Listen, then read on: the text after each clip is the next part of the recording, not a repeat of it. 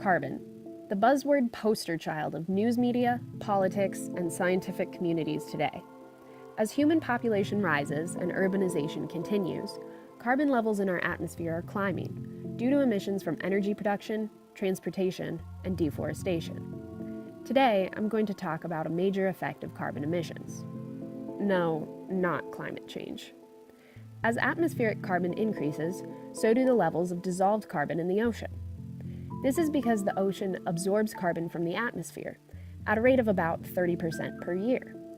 When carbon emissions were first raised as a potential issue for the planet, this absorption was seen as a good thing. However, over time, the chemical composition of the ocean has actually begun to change, and the pH of the ocean is dropping.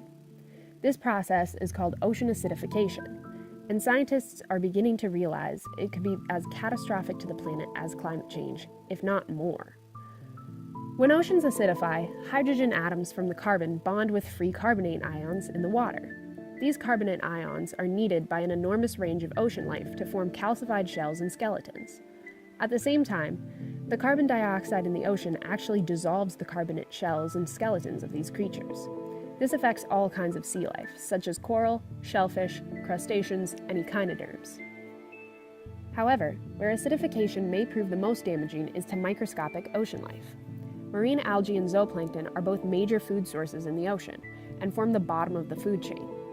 In addition, marine algae produces about 70% of the oxygen in the ocean, but both use carbonate to build protective shells and exoskeletons. With ocean acidification, the populations of these life forms may drop, causing a massive disrupt to the entire ocean ecosystem.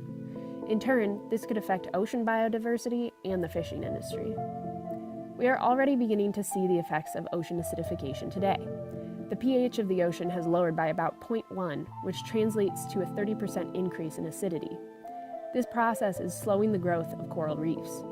By the end of the century, it is estimated that we could see carbon levels that would lower the ocean's pH by 0.3, about a 150% increase in ocean acidity.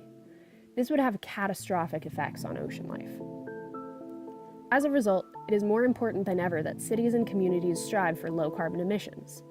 By incorporating sustainable development initiatives, such as efficient mass transit, renewable energy production, zero emissions building, and green roofs, communities and even whole cities could begin to reduce their carbon footprint. By putting less carbon into the atmosphere, we could prevent our oceans from acidifying further and protect our marine ecosystems.